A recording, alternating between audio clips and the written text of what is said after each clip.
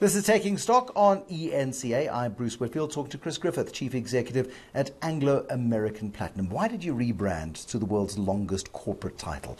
Everybody still calls you Amplats, and you still now insist on being called Anglo American Platinum. It's what you are, it's who you are, it's what you produce. But boy, it's long. It fills up some of the interview time. That's what I thought. It was a strategy, you see.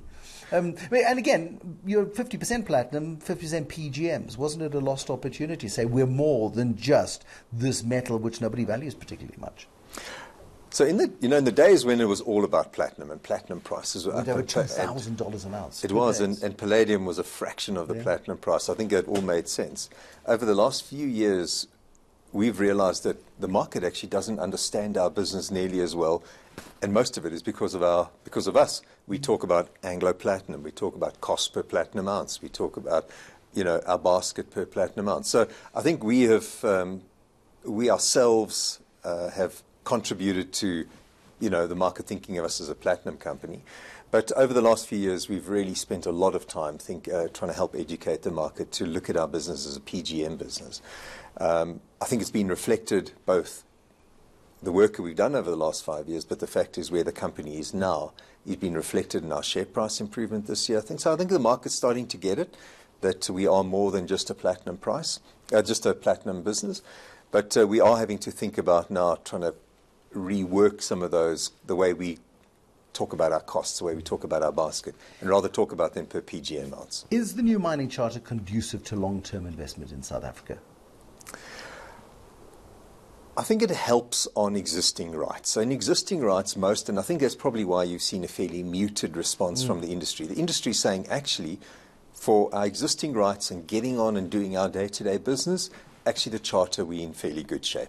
There are some problems in areas like procurement and in housing and things like that, but most of the industry believe that we can work with that.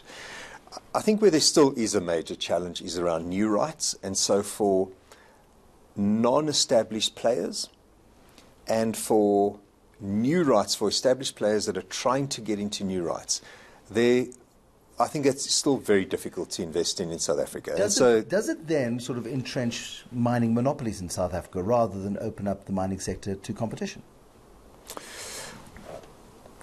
I think what it does do is that when you sell, so for example, if you sell on a portion of your business, it's treated as a new right.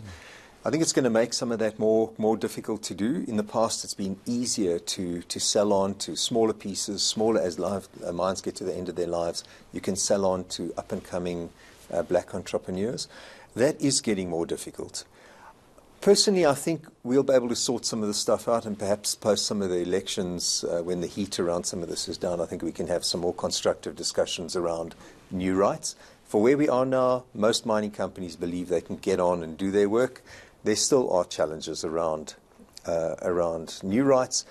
Exploration, though, I think was taken out of the charter, and so there weren't requirements, and that is a big plus because people can get on and do their exploration, and then they can try and find out when it comes to mining rights. But again, the incentive to explore is taken away, because once I explore and then I can't exercise the right because I'm restricted in terms of the mining charter, that deters me from doing the exploration in the first place, surely. Yeah, I think that's right. So the mining charter needs work. The mining charter needs work in the future-looking new mining rights area.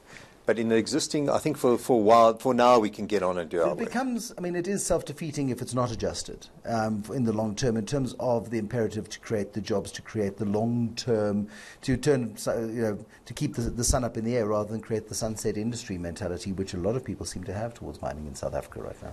Yeah, I think that's right. The longer-term nature of the mining charter needs work.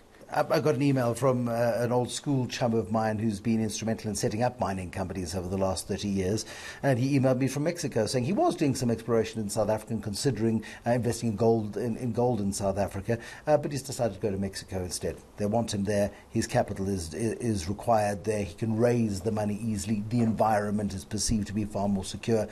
To his mind, he doesn't see setting foot from a business perspective in South Africa ever again. I think that probably talks to the legacy, say, over the last 10 years. If you look at what the government, led by the president, is trying to change that narrative. Certainly Gwedi's, as part of the mining ministry, is trying to change that narrative. Business in South Africa is trying to change that narrative and believe that actually we can invest in South Africa. A bit early on in the interview, we talked around Anglo Plats, and there's opportunities for us to invest going forward. So I think we do see that this is a jurisdiction we can invest in. Do you feel that too much is required of mining companies in South Africa, the social compact of mines in South Africa, creating the accommodation? I mean, the legacy of South African mining is disgraceful. But into the future, are the requirements of the mining charter in terms of effectively creating sustainable communities once the mine asset is gone becomes the responsibility of the mining company? And that's quite a big ask. It is a massive ask, and frankly, the demands from society on mining companies are just way more than we can do. In many instances, we've been asked to take on the role of government, provide water, provide sustainable communities, provide infrastructure, roads, etc. That's unrealistic, though, surely. That is unrealistic. And frankly, if you look and you assess what mining companies are doing, we're doing, as an industry, substantially more than any other industry in this country. And perhaps some of that is required of us. We do have a responsibility to some extent, but we certainly can't deliver on the expectations that currently reside in society. But that surely dissuades other capital from coming into this market. If there are going to be big demands placed on fresh capital into this country, where if you're going to invest $100 billion, if a big proportion of that is going to be taken up on social rather than on actually extractive work over the next 20 years, and not in a Mexico or an Australia or a Papua New Guinea, that's where your capital goes. Capital goes to where there's least resistance. In all of our conversations, actually investors don't have a problem, a portion of investment going into a social compact. They just don't want to feel like they're at the back of the queue. And I think what you've seen in South Africa is companies taking a much more aggressive stance to say our job is to make money. It's only when we make money can we invest in all these other things, including taxes. It is a bad idea for companies not to make money because we don't pay taxes when you do that. And for years, Anglo Platinum wasn't paying taxes. And so the contribution to society was a bad place to be. And so we've got to make money. And as long as if investors see that they're getting their fair return, and at the same time, they want to be associated with companies that are making a positive contribution to society. But they don't want to feel that they're getting nothing and that they're at the back of the queue.